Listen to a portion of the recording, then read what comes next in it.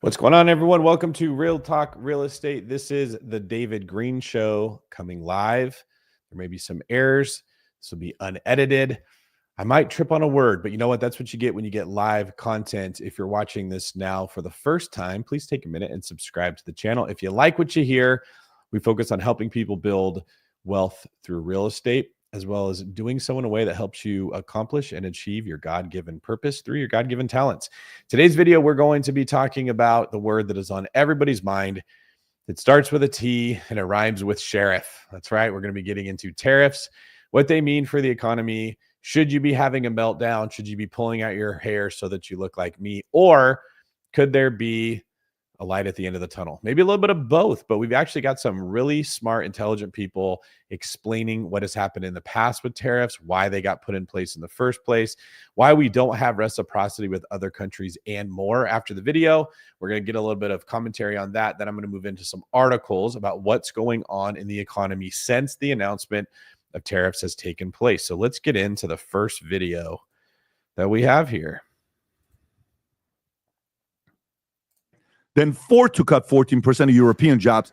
They're worried. What the hell is going on with tariffs? It's a real thing that a lot of people are worried about. Now, Lutnick, which, by the way, Howard Lutnick, first of all, he's on fire, and the way he speaks, you'll like to listen to him. He has the ability to go and use his fire that he has, and at the same time, Rob, this is a tweet that you have, and he has the ability to reason and use math and common sense.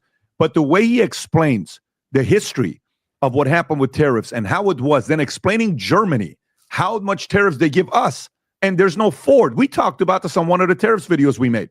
This is pure common sense. Go ahead and listen to this, folks. We can't sell a Ford or GM in Europe. You go to Europe, you can't sell a Ford or GM. Why? There's 100% tariffs. How about in Japan? 100% tariffs. So do you think if we said, we're going to tariff you the way you tariff us, do you think they're going to allow Mercedes and all these Japanese companies and Porsches and BMWs to all of a sudden have 100% tariffs in America? Of course not. They're going to come and negotiate, and their tariffs are going to come down. And finally, Ford and General Motors are going to be able to sell in these places. How's that sound, Andrew? That sounds... Of course they're going to come down. Of course. This is just negotiating. It absolutely makes sense. If you do it strategically, if it's across the board, it creates a real problem. And the question is whether you believe the president is going to do it strategically or across the board. He keeps saying it across the board. Well, when you're running for office, you make broad statements so people understand you. Right. Okay. Tariffs are an amazing tool by the president to use. They're an amazing tool, but he understands, don't tariff stuff we don't make. Right. If we don't make it and you want to buy it, I don't want to put the price up there. All right. I haven't heard anybody else in the news say this. I think this is a solid point worth acknowledging. If we were tariffing things that we're already making in the country, that would hurt us. But if we're tariffing things that we don't make, it's going to incentivize people to make it here. Let's talk about what Howard thinks about that. Pointless, but use tariffs to build in America. If we want to make it in America, tariff it, or if we're competing with it, tariff it. But you got to remember, we need to protect the American worker. Finally, someone's going to protect the American worker, and Donald Trump is here to protect the American worker. Do you think we make a lot of money in tariffs, or if they're used as negotiating tactics? Look, tariffs will come down there. We're not going to have super high tariffs here either. There's not going to be a big pot of money at the end. I love that story. So which is it? Do we make a lot of money on tariffs, or we bring productivity here and we drive up our workers here? So it's a win-win scenario. I like both of them. I think what's going to happen is we'll make a bunch of money on the tariffs, but mostly everybody else is going to negotiate with us and we will be more fair. In 1948, right, we came up with something called the Marshall Plan, right? The world, Germany and Japan were destroyed after World War II, and we wanted to This part here, I had no idea. I'd never heard about this before. I actually found this to be fascinating, and this was the part of the video that made me think I wanted to share it. Export our economy to them. So we made a rule. They could tariff us, and we won't tariff them. So they can rebuild. This is the best explanation I've heard of. So they can rebuild their economy. We rebuilt their economy using something called the Marshall Plan. Yeah. Our economy is so awesome that we'll use it to help you rebuild. When should that have ended? What do you think, 1980? right? 1985. I mean, why 40 years are Japan and Germany and all of Europe still tariffing the heck out of our auto industry, tariffing the heck out of our furniture industry? There you go. Do you realize all your furniture you're buying that's made foreign? It seems crazy. Why?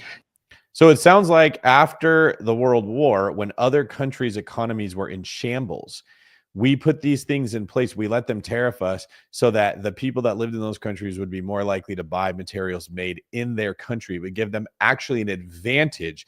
This was an act of mercy that America did, according to the commentary here, to help our enemies once they were defeated get back on their feet. That's a beautiful sentiment, if this is true, that you destroyed the person that was trying to take over the world. You knocked them down. Then when they conceded, they tapped out. They said, it's over. You reach out your hand, you pull them up, you dust them off. And you're like, okay, now that the evil's out of you, we've exorcised those demons. Let's help you get back on your feet so that your people can prosper as much as ours. And according to the Marshall Plan, this is when these tariffs started, where other countries were tariffing us, but it wasn't reciprocated from us. It's because they tariff us and we don't tariff them. It's so obvious. I'm with it. I am with it. Tom, go for it. Well, common sense enters the arena. And I think people of all walks of life should listen to that and understand what's going on. And the negotiator at the table is going to be Donald Trump. And that one reporter there, Aaron Sorkin, you know, he's like, well, he keeps saying across the board. And he knows that Trump doesn't mean across the board. And he had to kind of correct him and saying, look, you're saying that during an election. And people say across the board because they want to make it sound like Trump is going to hurt us and prices are going to go up and all these things are going to happen. I'm going to get to the Walmart guy in just a second. Instead, he's out to negotiate with people so it's a fair playing field and American workers can be making cars that are bought by French citizens. And for French citizens who don't want to buy the Peugeot anymore, which is probably a good idea, maybe someday you'll be able to buy a Ford EV or a Mustang and see American ingenuity and American entrepreneurship and the American brand come to you at an affordable price. He's absolutely right. And guess what? Donald Trump is going to be the negotiator in chief, and this is going to turbocharge what's happening in the economy. Now, what are people saying? What are the liberal media saying? If you guys like this commentary right now by Tom, also called the Biz Doc over on PBD, make sure that you keep an eye and an ear out for the next David Greene Show episode. It'll be a podcast, and I'll be interviewing my friend Andrew Cushman. He sounds just like the Biz Doc. Your prices are going up because of Trump. Prices are going up because they're already trying to throw the peanut butter at him and see what's going to stick. But you know what? Even the guy at Walmart said, we don't really see a 10% hike coming across the board. We don't see that happen. We think the odds of that in 25 are low. But what is the headline that Forbes, owned by the Chinese, that puts up there? What is the headline? The headline is, it's going to cause price hikes. Trump's going to cause it to you. He's not even in there in a position where he can actually help, and they're already going after it. But if you haven't heard this, watch this. Have your kids in high school and college watch this. By the way, this is the best explanation and common sense explanation that you have, that it was American benevolence to help these companies, countries rebuild. Here's what it is, parenting, right? I mean, the easiest way to bring it to the average day-to-day person to hear is the following. Tom, give me 5 different types of parents on how they punish their kids. Remember, when I say 5 different types, super strict.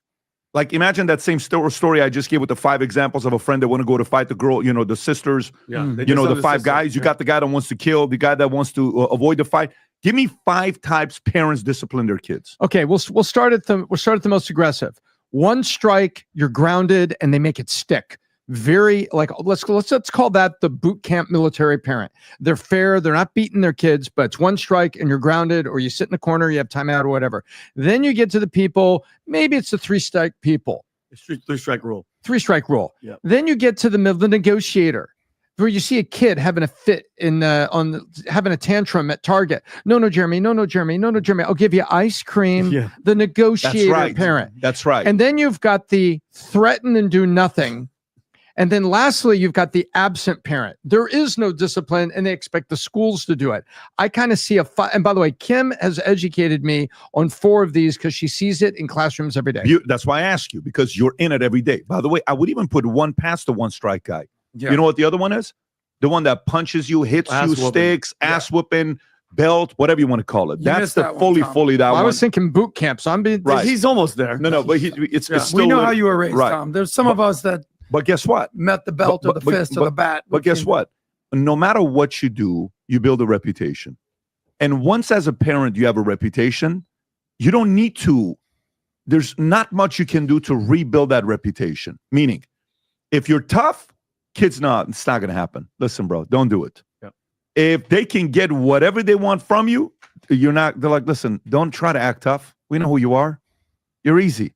You're going to give me the candy, okay? And I'm going to eat that chocolate and the ice cream. There's nothing you can do about it. That's right. Just They say negotiate that with in mom. their head. She'll They're break. saying I that in their agree. head.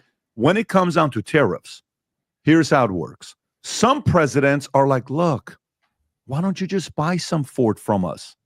And Germany says, no, but please, but no.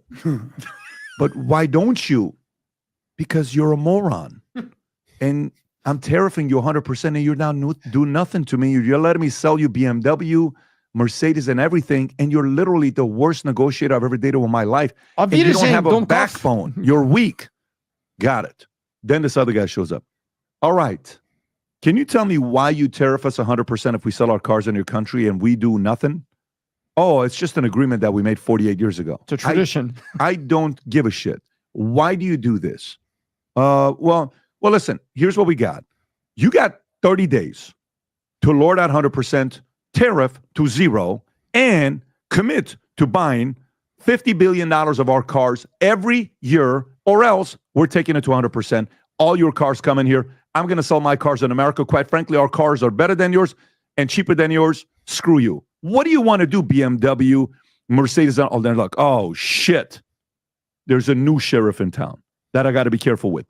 This is the whole concept of pow and disciplining your kids and negotiating. Yeah. Very simple. You don't want pop out. Some people, some parents are like, but no, it's just a child. The guy's 12 years old. He's not a child. It's just a kid. Like, dude, what the hell are you talking about? You know, at 6 years old, when there's got to be some disciplines in place, right? Like right now with Brooklyn. Brooklyn knows. You know, we go to dinner, we go to Chops. Yeah. Well, where does Brooklyn sit? She sits next to you. Every time. Yeah. And she goes like this, Daddy, what does she say? Like right off the rip, she goes, Daddy, I'm going to eat all my chicken and all my pasta because I don't want to get pop-out because you don't want to get ice cream at the end of this. God. Right. She's negotiating before the meal. And we haven't even met the waiter yet. I know go time out. I'm not going to go time out. I don't want pop-out. I know go time out. So if she goes, now we have a basic rule in our family. The ice cream here is good. Yeah. I don't give the girls pop-outs. The boys, it's a different story. Yeah. Mommy gives the girls pop-outs. And it's a different story. But timeout, God forbid. All right, let's skip ahead a little bit here. We'll get past these anecdotal stories. Let's hope YouTube doesn't throw an ad at me. You know, I have YouTube Premium on my phone, but I don't have it on the computer. And I've always had a hard time getting past the ads when that's the case. All right. It's the part where, you know, you have to kind of know that there is a possible, like when you are strong negotiating with somebody, until the deal is done, there is a lot of turbulence during that period. So if this tariff negotiation lasts 12 months, the economy is going to be a little bit in a shake. You know, it's going to be like shaky. But once everybody agrees with the terms 12 months from now, it's going to go like this, my opinion. But there's going to be a season of 12 months of people being worried a little bit still, Tom. I think we really need to be very, very patient with 2025 because I'll tell you a couple moves. I've been thinking about the tariff thing ever since I saw Lutnick's video, and I'm like, wow, what a great way to put it. So BMW built a massive manufacturing plant to build BMWs in the U.S. in South Carolina. Then Mercedes built a massive plant in Alabama, right near Tuscaloosa, right on Highway 10. So as soon as Trump goes tariff, BMW and Mercedes will do furloughs or threaten layoffs of American workers in those cities because they'll want to create headline problems for Trump. And Trump can't blink. You understand? You see where this is going? He can't blink. He's got to say, no, sorry. We're going to have Fords and GM sold over there. I need these tariffs to come off. Because I think this part is very interesting. Tom is getting into how this is going to play out in the media. See, most of us, me included, we get our information about what's happening through how the media presents it. So the president talks, people record it with cameras. Then the media decides which part of that talk you get to hear. And you actually have to dig in pretty deep to find out what was said, because you get sound bites, you get clips, or you get a soundbite and a clip with commentary to tell you what to think about it. This is what I don't like about the nature of American media and culture, is we don't just tell you what happened, we tell you what happened, and then we tell you what to think about it. In fact, if you look at the comments on this video, most of them are people that are either being nice or mean to me based on how they feel about tariffs, right? So if they don't like tariffs, they don't like me making a video that isn't crying about them. If they do like tariffs, they wouldn't like me making a video that's saying they could be bad. We have to get our opinion across. It's like we're a nation of narcissists that really, really, really like to feel that we have more say and control over the way the narrative is presented. And Tom is talking about how if Trump does put these in place, you're going to see the companies that have their headquarters outside of America that are going to be negatively affected by finally having tariffs placed on the stuff that they sell here, just like they've been doing to us for a long time, as we've already heard, spreading bad information about President Trump, with the purpose being, let's get a bunch of grumpy, disheveled, angry, negative people to fight against this in hopes that the president backs down to keep his approval rating high. It's literally a political strategy. It's kind of like when the boss comes in and they're like, hey, everybody's going to have to work a forced 2 hours of overtime every day, 5 days a week, so we can get caught up. We're really behind. We have to get these orders, or we're going to lose the contract with this big company. And then the boss knows everyone's going to lose their job. Well, the workers don't understand the detail of possibly losing their job. They just know, what, 2 hours of overtime? I don't want to do this. Let's all complain about it. Let's get everybody together and rally around so that we can complain, and hopefully the pressure on the management puts pressure on the boss and he doesn't make us work the overtime. It's a similar situation here. I don't think average Americans, including me, understand the dynamics that the president and his team are looking at when they're instituting this. And frankly, I don't want to. I don't want the president telling us exactly what he has planned, because it's not just me and you listening to that. It's Germany, it's China, it's Russia, it's all the other countries. If he comes out and says, I'm just putting these tariffs in place to get their attention so that they will take the tariffs off of us, and then I'll take the tariffs off of them, and it'll be the same. If they heard that, they'd go, oh, okay, don't take the tariffs off America because he doesn't mean it. He's weak and he'll back down. Right? So he has to stand strong, just like the owner of the company would have to stand strong to get the products made. If he backs down, then this was all for nothing. But if he doesn't back down, we're going to get a bunch of negative media about his decisions that are trying to turn the people against the leader of the country. And they're kind of getting into that now.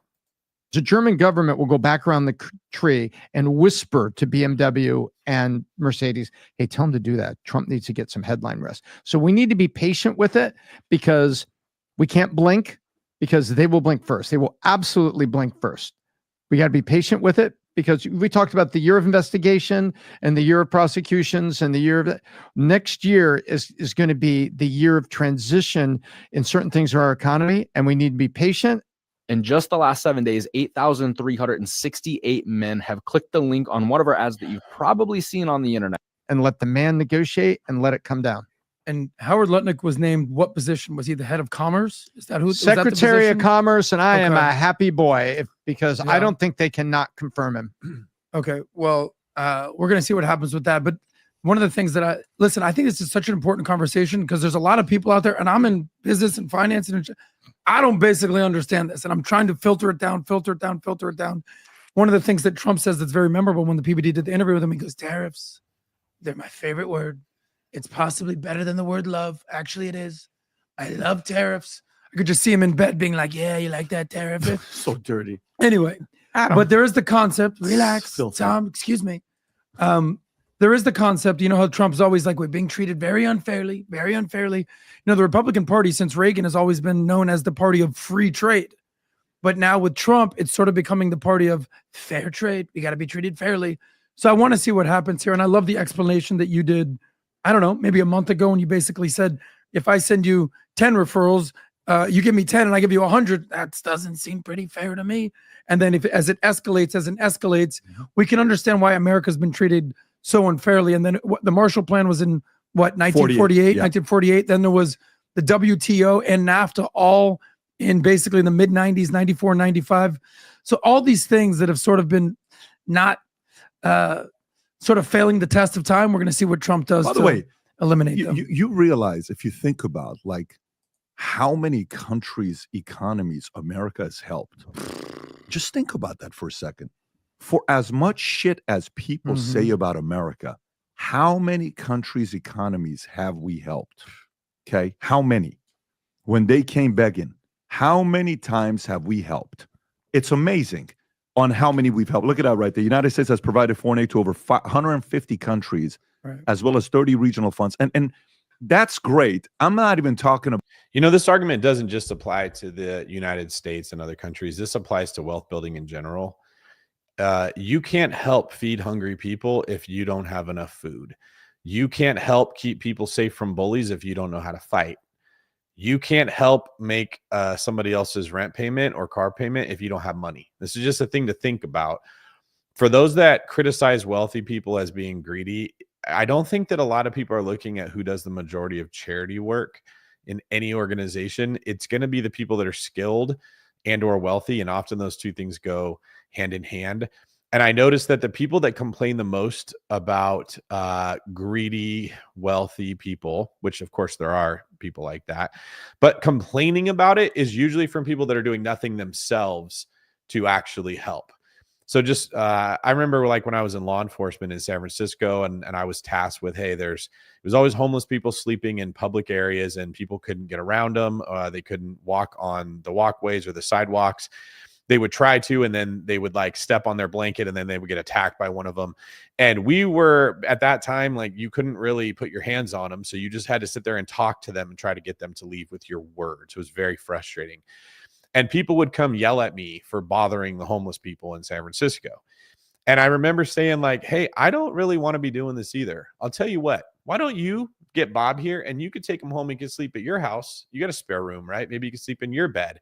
And then we don't have to worry about me yelling at him when he's on the sidewalk. I totally agree. And I'm so glad you're an advocate for the homeless and you hate police. Why don't you do something here to help us since you care so much? Bob, did you hear that? This guy's going to let you go stay at his house and you can sleep on his couch. And you should watch how fast those people scurried away. There's always a dynamic of the people that complain about what other people should be doing with their money, with their time, with their resources, who aren't doing it with themselves. And I say this because a lot of the time when you're listening to the news, you're getting criticism of someone should do something or they shouldn't do that from people that are doing absolutely nothing themselves. About that, I'm talking about creating commerce, letting them know, hey, you may want to consider doing, and by the way, then there's a counter argument to say, dude, what if we didn't help any of those guys? What if we just focused on ourselves? Like more of a protectionist type of mentality? What if we went to 100% tariffs on everything that comes in and 0% taxes on the money you make? When you think about that, anything that comes in, we tariff 100%. So prices will go up. So let's just say this iPhone is $1,400 to buy. Okay. But if Trump and them, stay with me here, if they put 100% tariffs on anything coming out to force companies to build in America, and this phone goes from $1,400 to $2,400. $2,800. Let's say $2,800. Okay. If it goes to $2,800, and the only reason I'm saying 24 is because there's a story that says if iPhones were made in America, it'd be worth $2,400. If it was made elsewhere, so it's an 80% increase. Okay. That's why I said $2,400. Okay. Now you may say, damn, that's a lot. But what if this shit goes up to $2,400, but you pay no taxes? So imagine you're making $100,000 a year. 30 grand goes to taxes. This is almost verbatim the argument that I made a week or two ago, literally describing the trade-off impact of tariffs. All right. I was misunderstood by many people as being in favor of them. I don't really have an opinion on this because I don't have all of the information that the president has. And I don't like to have a strong opinion on anything if I don't have the information. I tend to hold things with a loose hand until I get all the info. Once I feel like I have enough, I slowly start to tighten my grip on my opinion. And then it becomes harder to change it, but especially it still can be changed. And in the beginning, it can be changed kind of easy. I don't have strong opinions. Thomas Sowell is a man that I really, really admire, and at least his intellect. He's a very smart man. And he said there are no solutions, there are only trade-offs. If you put money into this thing or you put effort into this thing, it doesn't fix the problems. It just takes some effort away from somewhere else to fix this one. Now you got a problem over here. So you're always trying to seek efficiency. You want your resources being used at their maximum good, but you never completely solve every single world problem. And Patrick here is about to get into some of the trade-off impact of tariffs. And what he's saying specifically is, what if hypothetically you paid a lot more for the products that you buy because of tariffs, but the government didn't have to tax you on your income? And this is almost verbatim what I said the other day, just as a thought experiment.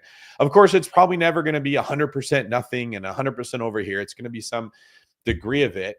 But what if in this case, you didn't have to pay income taxes? So you got to keep more of your money, but the things you spent it on were more expensive. I think I would prefer to live in that world because it would stop me from buying as much stuff. I would become less of a consumer. I would take better care of my car, of my clothes, of my shoes, of my carpets, of my property. I would take better care of everything because it was more expensive to get a new one, and I could keep more of the money that I made. So if I bought less stuff and I took better care of it and I got to keep more of my money, maybe I could work 1 day a week less and spend that time with my kids. I don't have kids, but my hypothetical kids, my family, my friends, my ministry, the homeless people that you want to help. What if you got more of your time back because you didn't have to work as much? You just couldn't spend money on as many things that you might not need. Let's just keep that in your head as we listen to this. Now instead of making 70 grand, you're keeping 100 grand. So think about I would that do part. that deal of no I taxes know you would. all day, every day, That's every the damn part. day, So, 24/7. FYI, you got a Vivek, Yeah. you got a Musk, okay? You got a Trump, right? You got all these guys. You got the Lutniks of the world. You got all of these guys in the room together. If they did something revolutionary like that and they tested it for 2 years, and they said, folks, 2027 is the first year where you're not paying any taxes. Oh, wow. You know what that's called? That's called consumption tax. You pay on what you consume. VT. Is that a And VAT tax? VAT tax, Yep. VAT, Yep. yeah. Value-added tax. And think of also, you should also think about this, about Europe. Crazy. Macleta. Yeah. Cray. Let's think Cray, about, cray. right. Is it safe to say that most countries in Europe, almost all of them, now have a very socialist bent and bending away from capitalist principles? B-E-N-T. Bent. Like they're not bending. It's They're just a not bending. bent. They, Right. They're bending the knee to communism. We know it's that. like the wind is blowing them towards socialism. Right. So Right. they're bending. It's just safe to say, right? Right. Well, for Very a bunch safe. of socialists, you sure love market share that you get artificially because of those tariffs. Zing, Tom. Because you take the Zing 'em. tariffs off and Ford and GM can compete for that market share of cars. So for a bunch of little bloody socialists, you sure like artificial market share. So you're like little closet capitalists. I love when Tom gets fired up. I'm glad that it's not in my direction. That's another funny point. Let me just make a statement and you decide for yourself if you think it's true. Everybody is a socialist when they want what somebody else has, and everybody is a capitalist when somebody wants what they have. You guys ever thought about that? There's a saying, I think, in like the dating market. In fact, these Valuetainment guys, Adam here, I was on a show with him, and I'll put the link. It's in the chat right now. I'll try to remember to put it in the show notes if you want to watch me with Adam talking about like dating and real estate and stuff. And there's a saying that they talk about where to today's women in this country, your money is her money and her money is her money. And every woman that hears that, they always like smile, laugh, and agree. Like, yeah, like I'm not spending my money on us. That's for me. But his money, that could be spent on us. It's how they think, right? When you're the person bringing nothing to the picnic, you think it should be fair and equal and everyone should get the same. It should be equitable when you have nothing to bring. But when you're the person who's bringing the food, fair changes its definition. Fair doesn't mean everyone should get to eat. Fair means that they should have to pay to compensate you for the food that you brought. or they should only get to eat this part, but not that part, or they should have to clean because you did the cooking. Fair, actually, if you guys really think about this, blew my mind. I was thinking about it the other day. I'm thinking about starting a show called the Green Pill instead of Red Pill or Blue Pill.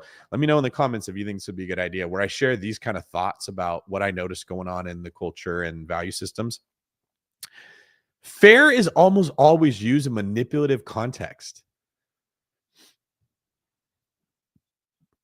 When you want to eat other people's food, you say it's not fair that you don't have any, and that you're hungry, and that you're poor, and that you don't know how to cook, and poor you. But when you want someone else to do the dishes or clean up after the party, or you wanted them to pay you some money, then you say it's not fair that they get to eat free. Fair is actually very subjective.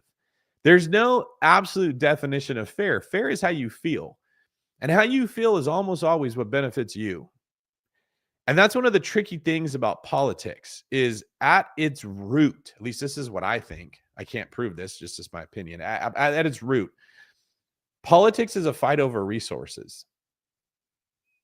That's what it's about. Who's going to get the benefit in the policies? Because, like, going back to Thomas Sowell's statement, there are no solutions. There are only trade-offs. If you want to solve this problem, you got to take something away from this side. And if you want to benefit these people, you got to take something away from over here. And we are fighting about what politician to elect in the belief that they're going to benefit our side or us in some way. It is not nearly as benevolent as we want to believe when we're picking politicians. Like, morality does get tossed into that a little bit. It's kind of weird how we try to legislate morality a lot of the time, but it is way more about a fight for resources. So they mentioned earlier that socialism is kind of becoming the trendy political environment right now. Well, as people enjoy working less and they want less autonomy, and they become more and more dependent on the government to help them. And guys, by the government, you got to understand, when we say that, we're referring to ourselves. There is no government. There's just a whole bunch of us made up of elected officials that we voted for. So when there's someone who says, I want the government to provide something for me, anything, housing through the Section 8 system in America, Social Security, Section 8 benefits, stimulus packages, unemployment, welfare, education, healthcare, all of it, the military, roads. What we're really saying is, I want something that I'm going to get somebody else to pay for. And that somebody else is usually either wealthy people or wealthy corporations or whoever it is that has that money. This is not fun to think about, but it's true. And we are fighting over where that wealth that is stored in the people that earned it is going to go. And then the people that have that wealth know that. They know they're kind of being siphoned from to pay for all the things of the people that are not wealthy. But those people have the power of voting, okay?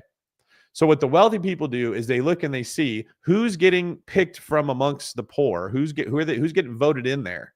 Let's make sure we buy their favor before they get there, so that when they get there, yeah, they're going to take our wealth through taxes and they're going to give it to these people, but they're going to help us in this other way that these people will never know about. And you can be mad about that. You can complain about it. You can talk about how it's not fair. Of course it isn't. Or you can accept that's the way it's always going to be. And if you didn't have it that way, you'd have a dictator that would just like seize power, and you'd have a Saddam Hussein that you would get no vote in who's going to be there. And instead of corrupt politicians, you just don't have politicians. There's never going to be a way that the world is fair, because everybody has their own definition of fair. And this is something that this conversation made me think about. And I realized how much energy I've wasted in my life, in relationships, at work, complaining about what I thought was fair or what wasn't fair, when my boss or the person making the decision really didn't care what my opinion of it was. Next thing you know, I'm going to be a little bit, but Tom, I got a message for the Chancellor of Commerce in Germany. Du kannst mich mal am Arsch lecken. Oh, damn! Shots fired, you freaking kraut. You go watch the Arsch lecken. I know what I said. Watch the comments. Yo, shots fired, Tom, bro. I don't know. Podcast. The Jew in me got a Chancellor. little offended right there, but whatever that was. Let's go to even this guy here. We are excited about the Christmas season being here. The former presidential candidate that was running, Kamala, said the following thing about Christmas, and I want to tell you what happened with this hat here. Rob, play this clip. How dare we speak Merry Christmas? Oh my God. How dare we? Wow. Well, guess what? We're saying Merry Christmas again. For this Christmas season, Valuetainment. Okay, enough of that. That was the discussion I wanted to have. Let me know in the comments, guys, what you thought about how that went, as was what you thought about sort of my perspective on what politics really is. This frees things up in my mind because I'm not a political person. I'm not fighting for a certain political party to win. If you want to know my real thoughts on this, which there's no way that I can say you do because you guys aren't asking about it, but that's because you're listening to this video, so I'll just share them. If you had one political party that completely dominated the right or the left, you would just get corruption in that party, and the things that you liked about it would go away. And then they would split into two different factions that were fighting over resources. In fact, my guess would be, let me know if there's any like political science majors or people that are super into history or politics. Here's what my guess would be. In every country in the world, I can't imagine this not being the case. You've got different names for parties. You may call them the left or the right, the up or the down, the blue or the red, the purple or the gold, whatever you say. But there are people who have power and there are people that don't.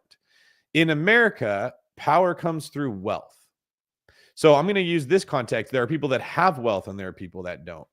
When you're choosing your elected officials, it's either the people that have power that choose the officials directly. So in that case, it would be with the wealth, they put them in there. Or maybe if it's like in the Middle East where they don't have a lot of wealth, they just have power. You just put the person in there that supports you. You have a dictatorship or some form of it. Okay. If you have a democracy, what you get is everybody gets to vote for the politician. If you have a large middle class, meaning like for the most part, the majority of your country shares wealth because you don't have a big disparity of it, you vote for a politician based on their merit. This person will help us become more prosperous or more safe if you're worried about other countries fighting you. So if you're afraid of your safety, you're going to pick the best general to be your leader. And if you're afraid of poverty, you're going to pick the person you think is the best business person. If you have a large middle class, you're going to be like, who's the most suited for this? But if you have a lot of disparity, you're going to have more people with less money whose votes can get in the politician that they think will benefit them, which in a socialistic environment, the people think something benefits them by taking it from the people that have it and moving it to them through the form of taxes. And you'll hear phrases like fair share, right? Pay your fair share. Well, who gets to dictate what fair is? That's one of those subjective things. So if you have less, fair means more than what they're paying me right now, right? And if you have more money, you actually think a fair share would be you paying less in taxes. Because I'm trying to remember what the statistic was, but it blew me away. Maybe somebody can fact check me on this. The vast majority of all the tax revenue that's paid into the country is paid by a tiny percentage of the country. Like it is the super wealthy that pay almost 100% of all the tax revenue that comes into the country. They're already paying more than their fair share. Okay. Now, what stops them from just getting up and leaving and going to another country that isn't going to tax them like that? The fact that they can maintain some form of control or influence over those politicians keeps them here. And once you understand human nature, you'll just stop wasting your energy with picket signs screaming about how you think things need to be fair. And you'll start thinking about how you can get the best out of yourself in that environment. Anthony Vasquez says, hey, David, you just blew my mind with the fair conversation. You're the GOAT in real estate investing. Thanks, man. I appreciate that. Jesse said, spot effing on. Wow. Michael said, politics is a fight over resources. Right on the bullseye. John says, that's good. How did you guys hand inflation? What's the strategy to keep the dollar down? I don't know, but my understanding of inflation is it's kind of like toothpaste going out of the tube. You cannot make less dollars once you've made more of them. It's like you just don't really ever get them out of circulation no matter how hard you try. What you can do is slow down how fast dollars change hands. I refer to it as the velocity of money. And when dollars are changing hands less frequently, people feel poor or more poor. And so they invest less, they spend less, and they overall actually become less productive. They get defensive. But when you feel wealthier because money's coming into your possession more, you spend it, which means it goes into other people's possessions more, and everyone becomes more productive. And productivity is actually what increases the quality of life, if you really think about that. So I don't think that you do keep inflation down. Kim said there was a guy who spoke to college students who were in favor of socialism until he asked them, would they be willing to share some of their GPA with others that had lower grades? And everyone said an emphatic no. I think this comment was probably in regards or in relation to me saying that everybody is a socialist when they want what other people have. And everybody is a capitalist when somebody wants what they have. And if you don't believe me, just look at the evidence. Look at how many people when they were young and didn't have a whole lot of resources were all liberals. They believed in equality. That word got thrown around a lot. And then they became wealthy. They became a big athlete. They became an entertainer.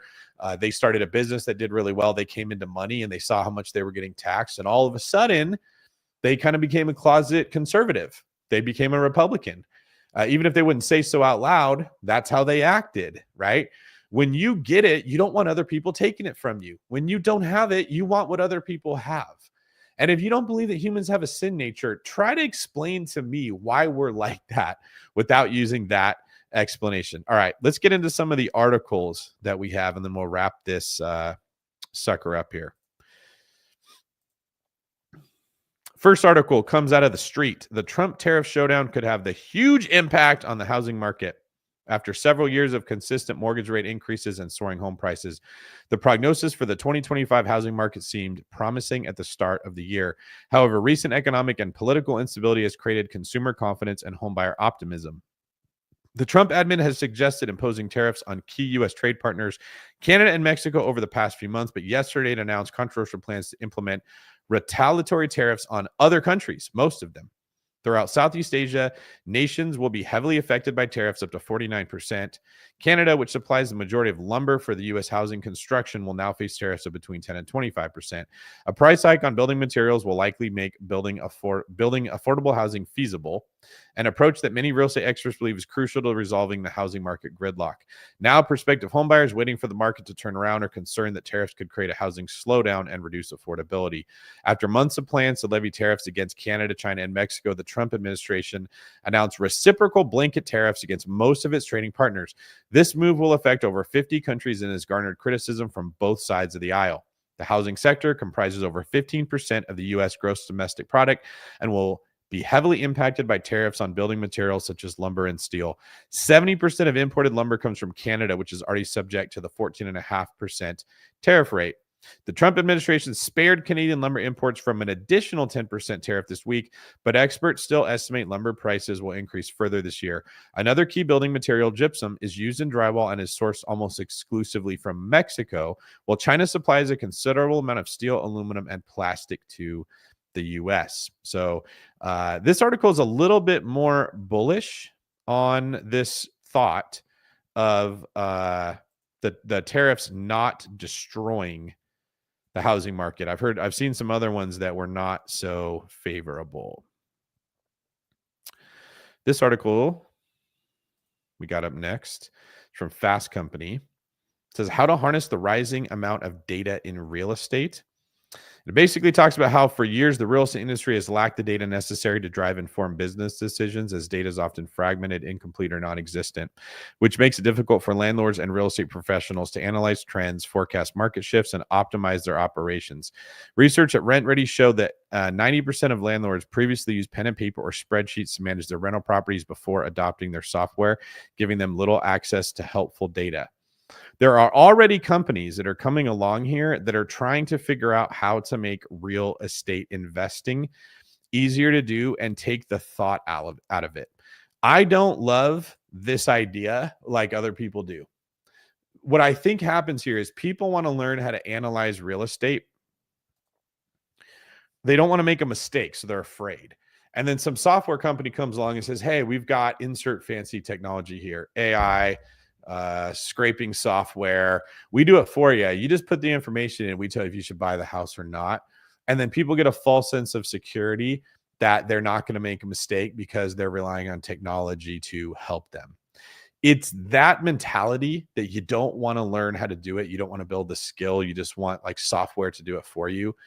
That makes us vulnerable to the situation we ended up in the first place, where countries were tariffing us and we didn't have the balls to do it back. Now, hear me out on this, okay? If you don't want to risk or build skills, you just want an easier life. The easiest way to get what you need is to have somebody else make it and have them give it to you. You're, in essence, we all like to think of ourselves as the underdog in life. There's wealthy people out there that like Marie St. Clair, Marie Antoinette is what I'm referring to. She's like the let them eat cake, right? I like to sit here in my ivory tower and I want other people to work, and then they'll bring me my food when it's time to eat. We hate those people. We all judge those people because they're rich and wealthy and a jerk. And in psychology, there's this term cognitive dissonance that you learn that refers to the reality of truth hitting you that conflicts with your own value system, and it feels really bad. So this would be like when a vegan learns that their favorite food has animal products in it. Okay, that's called cognitive dissonance. When you realize that you as an American are the Marie Antoinette, it is a very difficult pill to swallow. We sit here and import our textiles, our clothing, our medicine. Like, I ordered stuff for the studio I'm in. The lights came from China. The materials came from China. The computer equipment came from China. The tripods came from China. The cords, like everything came from China. I was recently ordering things for my cabins in the Smoky Mountains. By the way, if you guys want someone to manage your cabin, follow me at CTC Getaways on Instagram or reach out to me and let me know. So we're improving the cabins, and I'm ordering stuff off of Amazon and having it delivered to the UPS store where I go pick it up. I take it to the cabin. Almost everything comes from China. When I would compare it to like Home Depot prices, I was getting ripped off is what it felt like. It's like way more expensive to buy it at the store than it was to ship it, go pick it up and just go take it and hang it up on the wall. What we've done is we've outsourced the labor, the sweat, the hard work to other poor countries, which does build their wealth. And we get to sit on our butts and have somebody bring us our cake. I just go pick it up at the UPS store and I paid half as much for it. So I'm not judging people or shaming people. I'm not sitting in a position of I'm better than you. I'm in it with everybody. I enjoy easy, cheap things like everybody else does that come from other countries. They would be more expensive if I had to buy them here, if we had to make them here. And this had me wondering, would cabins be as decorated as heavily as they are if we had to make products here and they are more expensive? Like most cabins in the Smokies, when people have money, they just throw crap all over the walls. There's tons of games. Like, when was the last time you went to a cabin and you took care of the foosballs that you were using or the pool cues? I mean, people are savages. They just break the pool cues in half. They move the pool table and break these $4,000 pool tables just like jerks. The couches, people let their kids jump on them. They break the beds. They break the controllers of the video games. Like, there's constantly damage happening. And then we get cheap stuff sent to us. So I get new pool chalk or new pool cues or foosballs or air hockey discs or Nerf darts or whatever the thing was for the cabin. 10, 20 bucks, not a big deal. The guest doesn't have to pay for it. Well, if those things were more expensive and I billed the guest when they broke it, do you think that the guest might be more careful with other people's stuff? If cabins had less decorations in them, do you think that we might spend more time admiring the artwork that was there, that somebody bought already or made here? Would we make our own paintings instead of just getting copies of it if it was way more expensive to get a copy of it? I just started thinking about what would the world look like if we were not obsessed with cheap and easy.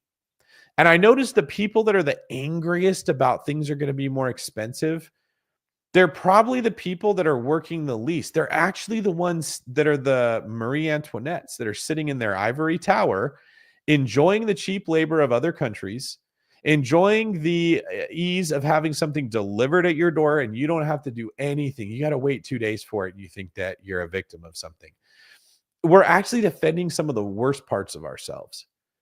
We're not thinking about the people that are making those items in another country that are being abused. Like, I'm sure the people making the iPhones, like they were just talking about a minute ago, probably don't have the best working conditions in these other countries. The people that are making my tank tops and my socks that are really cheap, that come from China somewhere, I don't know what it looks like, but I wouldn't imagine that it's they have OSHA over there. I don't imagine they're getting overtime when they work more than 8 hours.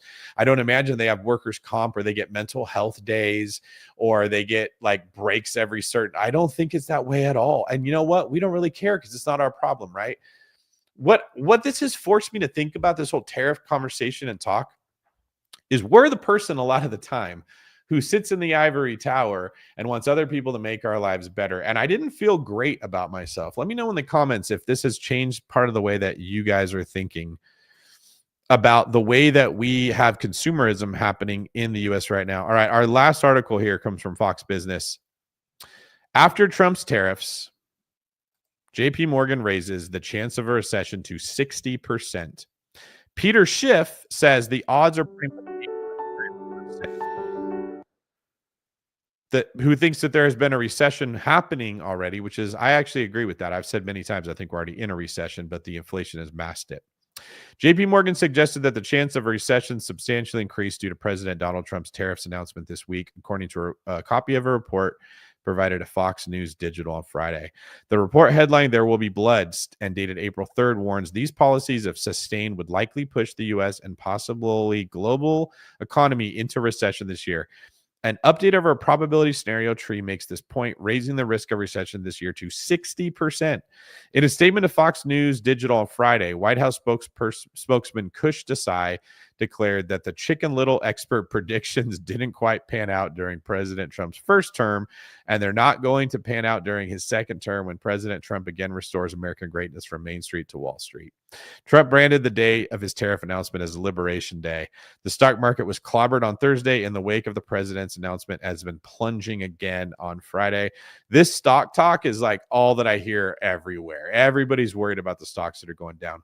While speaking to Fox News Digital on Friday morning, Peter Schiff, the chief economist and global strategist of Euro-Pacific Asset Management, described tariffs as a massive tax increase in the form of higher prices for pretty much everything that Americans buy.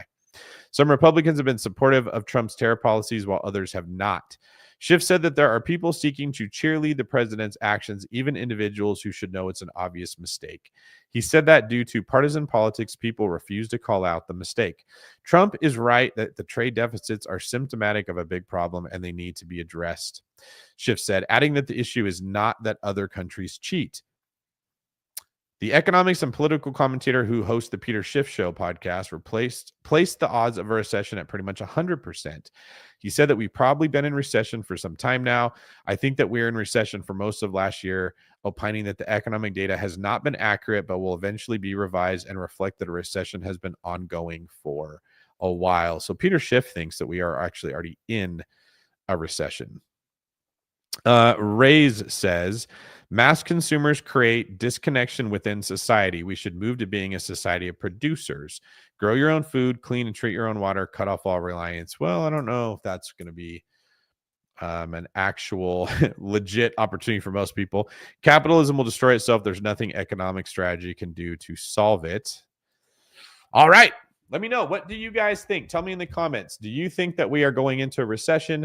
Are you braced for a recession? Do you feel like you're prepared to weather that until the other countries that have been tariffing us maybe drop their tariffs on us and we can produce more things in America and we can sell them in other countries to create more jobs and then maybe create some more income in the meantime from the tariffs? Or are you a Chicken Little? Do you think that it is all going to fall down and we should run around screaming that the sky is falling. If you guys have not already done so, subscribe to this channel and make sure you subscribe to the David Greene Show on Apple or Spotify.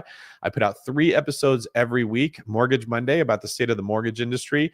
Real Talk Realtor, where I interview a real estate agent and talk about what's working, what's not working, what top agents are doing, and what changes are happening in the industry, as well as the David Greene Show, where I take questions from you, my listener base, and I answer them for everybody to hear, or I do interviews with other investors. You can submit your question for the show at davidgreen24.com/ask, because if you don't do that, we won't have a show. So if you're hearing this, please head over to davidgreen24.com/ask and leave a video or a written submission for me to answer on the show. I'd really appreciate it. Lastly, if you're looking for a change in your life, if you feel like there's more to life than just chasing after money, or if you're tired of being frustrated at every turn, no matter how hard you try, I have a possible solution for you. It's called Spartan League. It is a faith-based mastermind where the members all fight for and cheer on each other with a dedication at getting closer to God and learning what their God-given gifts and talents are and how to use them in the brief period of time that we have in this life. If that's something you think you'd benefit from, or if you would just like to dive in deeper and learn who Jesus is and what it means to follow him, I would love to have you in there. So either email me or go look me up on Instagram at davidgreen24.com and DM me the word faith. All right, everybody, that's all I have for you today. Thanks for following me. Let me know in the comment section what you thought of today's show, and I'll see you on the next one. Appreciate you.